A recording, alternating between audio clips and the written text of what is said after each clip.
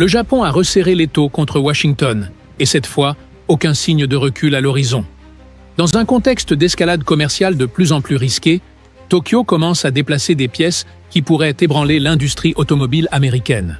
Sous la pression des récentes restrictions imposées par les États-Unis sur les exportations de haute technologie, le gouvernement japonais envisage des contre-mesures qui pourraient transformer son leadership dans les composants électroniques et les pièces automobiles en une arme économique redoutable. Les analystes avertissent, si le Japon décide d'agir, l'effet domino pourrait se propager rapidement sur les marchés mondiaux, cette fois avec des conséquences imprévisibles. Le récent retour des droits de douane sur les véhicules en provenance du Mexique et du Canada, décrété par les États-Unis, a servi de catalyseur à cette crise. Des entreprises japonaises telles que Toyota, Honda, Nissan et Mazda, qui investissent depuis des années dans des usines au Mexique pour optimiser leur accès au marché nord-américain, ont ressenti l'impact immédiat. L'intention affichée était de protéger l'industrie nationale. Mais en réalité, ces mesures ont durement touché les constructeurs japonais, affectant un pilier vital de l'économie nippone, l'exportation de véhicules. En adoptant cette nouvelle ligne protectionniste, Washington a rouvert d'anciennes blessures commerciales. Ces usines au Mexique et au Canada n'exportaient pas seulement des voitures. Elles faisaient partie intégrante de chaînes de valeur mondiale profondément liées aux besoins de l'industrie automobile américaine. Des villes comme Détroit, qui dépendent de la fluidité de ces chaînes, sont désormais confrontées à des incertitudes menaçant emplois et investissements. Selon des informations publiées par CNBC le 19 mars 2025, l'impact a été immédiat. Toyota et Honda, qui disposent de grandes opérations au Mexique et au Canada, ont subi des interruptions sur leurs lignes de production. Des fournisseurs comme Isuzu et Denso ont également tiré la sonnette d'alarme, publiant des communiqués prudents, tandis que se tenaient des réunions d'urgence pour redéfinir les stratégies. La situation s'est encore tendue lorsque les constructeurs japonais ont commencé à exprimer publiquement leur mécontentement. Toyota a déploré l'absence de communication préalable de la part de Washington. Nissan a averti que les coûts supplémentaires seraient inévitablement répercutés sur les consommateurs américains.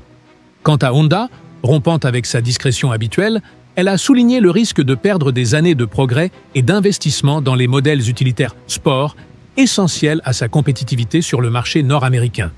Ces réactions n'étaient pas de simples déclarations institutionnelles. Elles faisaient partie d'une réponse stratégique plus large, soigneusement calculée. Plutôt que de s'opposer frontalement, les constructeurs ont décidé d'agir de manière silencieuse, mais efficace. Ils ont accéléré leurs projets de recherche et développement, renforcé des chaînes d'approvisionnement alternatives et investi dans de nouveaux concepts de design et d'innovation. Toyota a ainsi lancé la production de nouveaux moteurs hybrides dans ses usines au Japon, ciblant les marchés internationaux. Honda, de son côté, a redessiné sa carte industrielle, réduisant sa présence au Mexique et au Canada, tout en augmentant ses investissements en Asie du Sud-Est, notamment en Thaïlande. Quant à Nissan, elle s'est tournée vers la création de véhicules électriques abordables, visant la classe moyenne américaine, un segment encore peu couvert par les constructeurs locaux.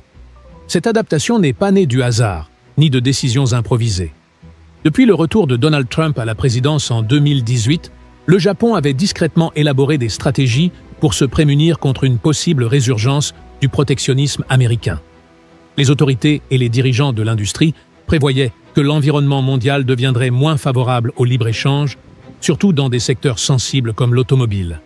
Diversifier les chaînes d'approvisionnement et investir dans l'automatisation domestique ont été deux priorités discrètement mises en œuvre ces dernières années et qui, aujourd'hui, s'avèrent non seulement pertinentes, mais absolument vitales pour maintenir la compétitivité japonaise.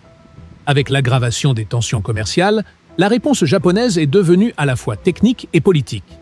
Le gouvernement a commencé à suivre de près chaque mouvement international susceptible d'affecter ses intérêts. Le ministère de l'Économie, du Commerce et de l'Industrie a mis en place des consultations confidentielles avec les représentants des principaux constructeurs, des réunions discrètes où l'on discutait des mesures d'atténuation, des alternatives logistiques et des stratégies pour minimiser les dommages potentiels. L'approche était claire: agir avec précision et anticipation, éviter des réactions publiques susceptibles d'aggraver la situation. À Tokyo, le climat était à la vigilance calculée et aux nerfs solides.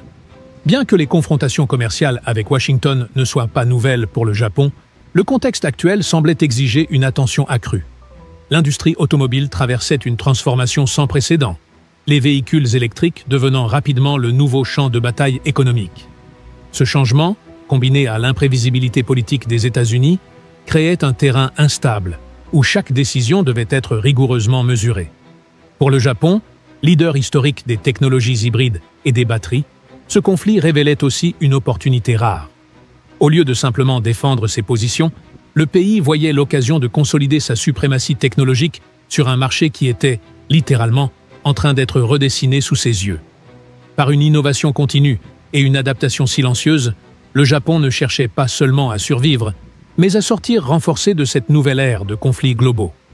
Les recherches avancées de Toyota sur les batteries à électrolyte solide, le virage de Nissan vers une gamme entièrement électrique et l'alliance entre Honda et General Motors dans le développement de nouvelles batteries illustraient une évolution stratégique claire.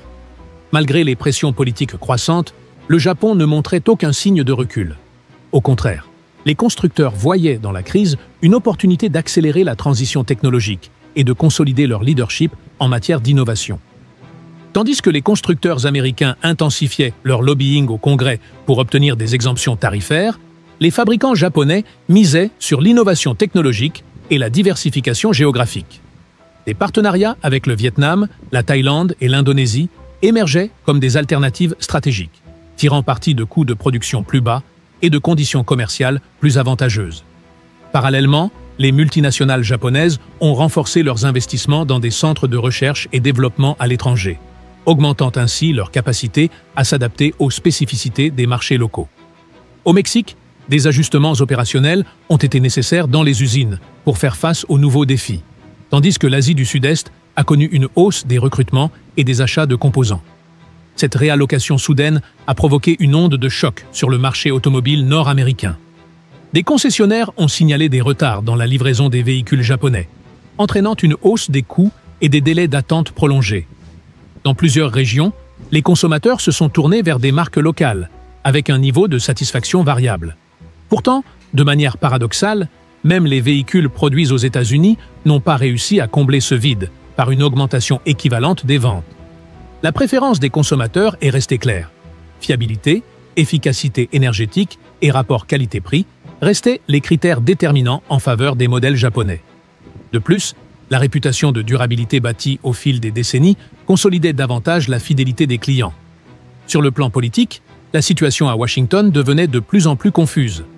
Malgré la volonté initiale de stimuler l'emploi local, le réseau mondial complexe d'approvisionnement du secteur automobile affaiblissait les effets escomptés des nouvelles taxes. L'impact a commencé à frapper directement les emplois aux États-Unis, affectant les fournisseurs de pièces, les distributeurs et les entreprises logistiques liées aux grandes marques japonaises implantées sur le territoire.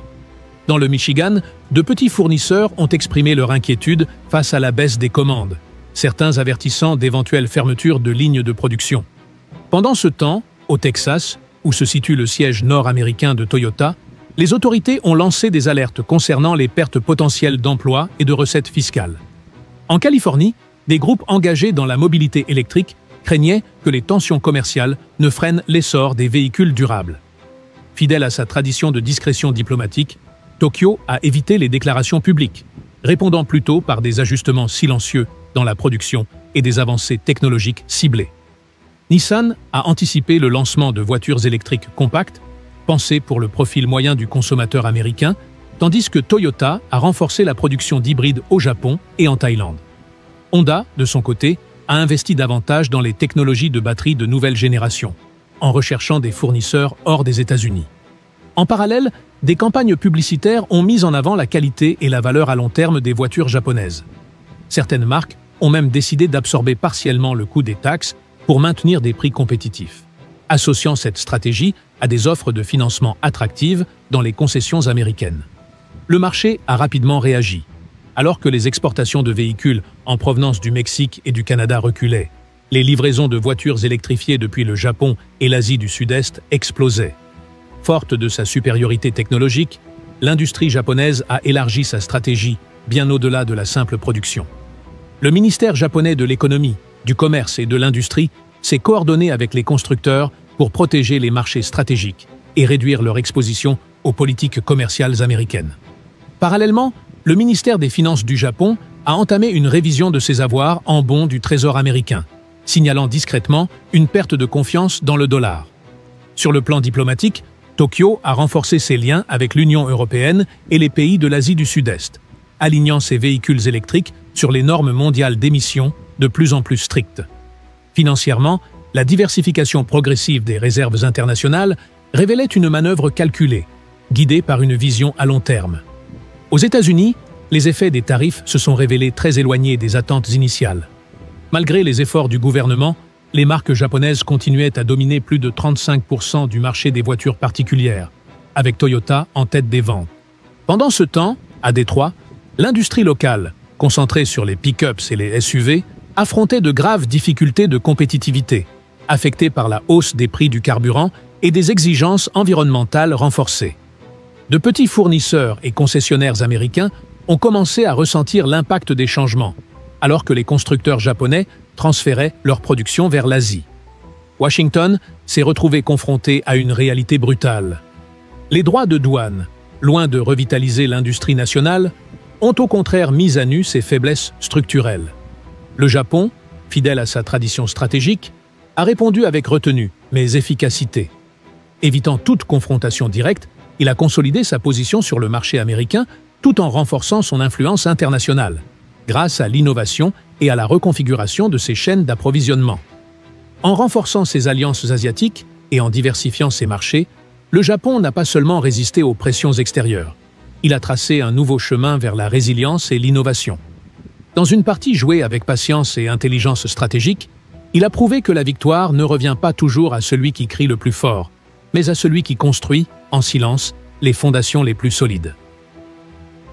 Si vous avez aimé l'analyse d'aujourd'hui, notre équipe serait honorée que vous laissiez un pouce bleu et un commentaire. À très bientôt pour la prochaine vidéo d'Arbren.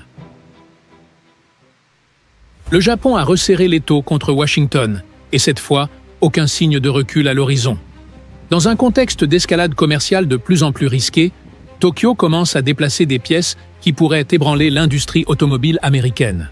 Sous la pression des récentes restrictions imposées par les États-Unis sur les exportations de haute technologie, le gouvernement japonais envisage des contre-mesures qui pourraient transformer son leadership dans les composants électroniques et les pièces automobiles en une arme économique redoutable. Les analystes avertissent, si le Japon décide d'agir, l'effet domino pourrait se propager rapidement sur les marchés mondiaux, cette fois avec des conséquences imprévisibles. Le récent retour des droits de douane sur les véhicules en provenance du Mexique et du Canada, décrété par les États-Unis, a servi de catalyseur à cette crise.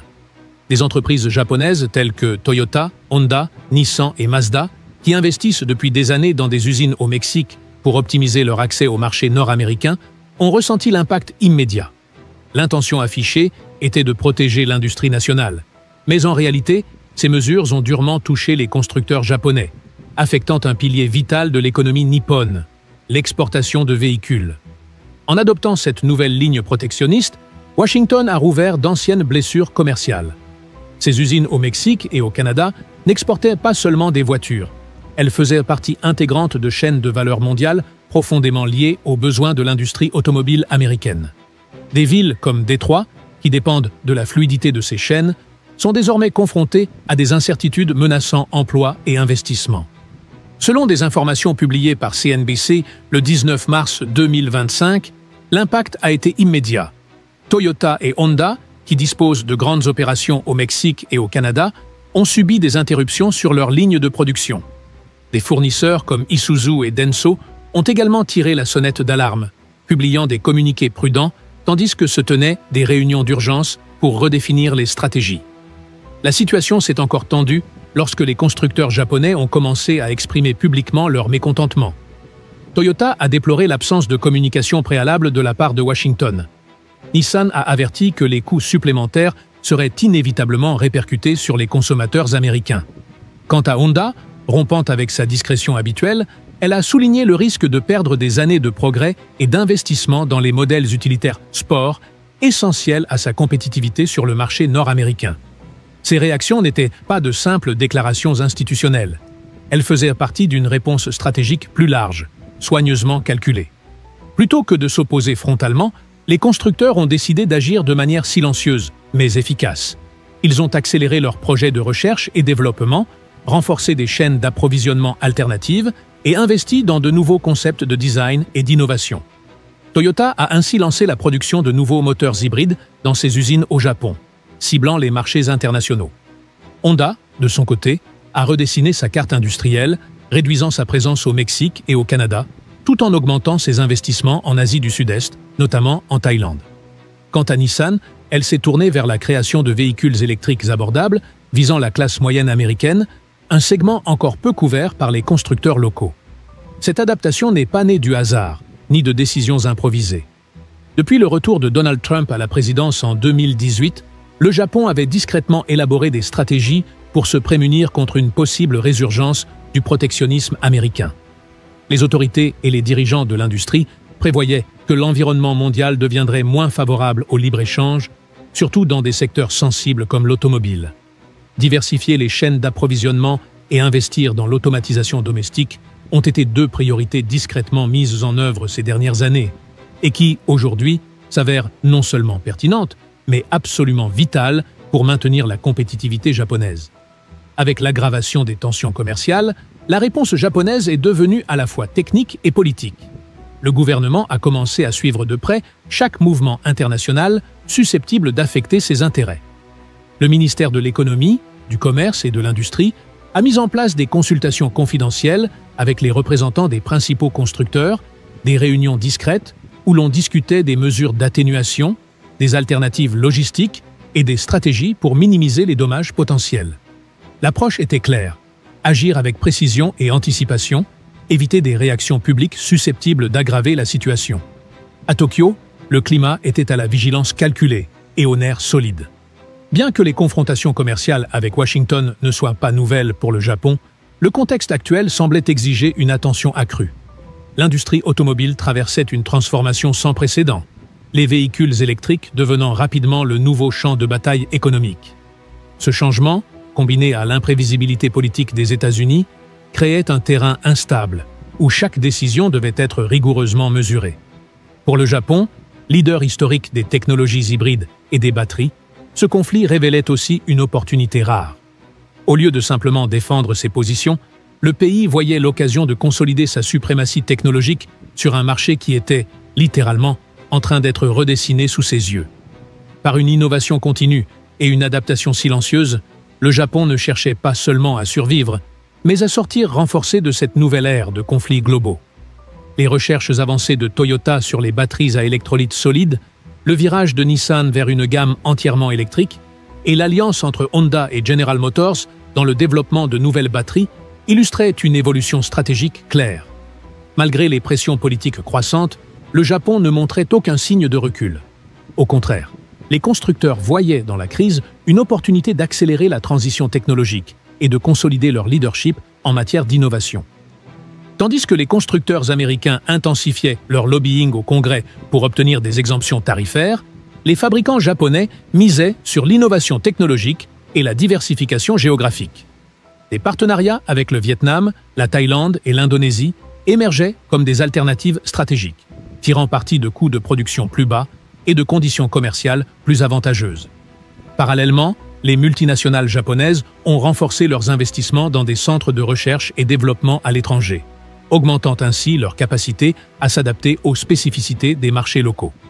Au Mexique, des ajustements opérationnels ont été nécessaires dans les usines pour faire face aux nouveaux défis, tandis que l'Asie du Sud-Est a connu une hausse des recrutements et des achats de composants. Cette réallocation soudaine a provoqué une onde de choc sur le marché automobile nord-américain. Des concessionnaires ont signalé des retards dans la livraison des véhicules japonais, entraînant une hausse des coûts et des délais d'attente prolongés. Dans plusieurs régions, les consommateurs se sont tournés vers des marques locales, avec un niveau de satisfaction variable. Pourtant, de manière paradoxale, même les véhicules produits aux États-Unis n'ont pas réussi à combler ce vide par une augmentation équivalente des ventes. La préférence des consommateurs est restée claire. Fiabilité, efficacité énergétique et rapport qualité-prix restaient les critères déterminants en faveur des modèles japonais. De plus, la réputation de durabilité bâtie au fil des décennies consolidait davantage la fidélité des clients. Sur le plan politique, la situation à Washington devenait de plus en plus confuse.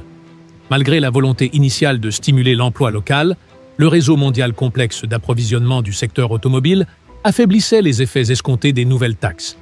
L'impact a commencé à frapper directement les emplois aux États-Unis, affectant les fournisseurs de pièces, les distributeurs et les entreprises logistiques liées aux grandes marques japonaises implantées sur le territoire. Dans le Michigan, de petits fournisseurs ont exprimé leur inquiétude face à la baisse des commandes, certains avertissant d'éventuelles fermetures de lignes de production. Pendant ce temps, au Texas, où se situe le siège nord-américain de Toyota, les autorités ont lancé des alertes concernant les pertes potentielles d'emplois et de recettes fiscales. En Californie, des groupes engagés dans la mobilité électrique craignaient que les tensions commerciales ne freinent l'essor des véhicules durables. Fidèle à sa tradition de discrétion diplomatique, Tokyo a évité les déclarations publiques, répondant plutôt par des ajustements silencieux dans la production et des avancées technologiques ciblées. Nissan a anticipé le lancement de voitures électriques compactes, pensées pour le profil moyen du consommateur américain, tandis que Toyota a renforcé la production d'hybrides au Japon et en Thaïlande. Honda, de son côté, a investi davantage dans les technologies de batterie de nouvelle génération, en recherchant des fournisseurs hors des États-Unis. En parallèle, des campagnes publicitaires ont mis en avant la qualité et la valeur à long terme des voitures japonaises. Certaines marques ont même décidé d'absorber partiellement le coût des taxes pour maintenir des prix compétitifs, associant cette stratégie à des offres de financement attractives dans les concessions américaines.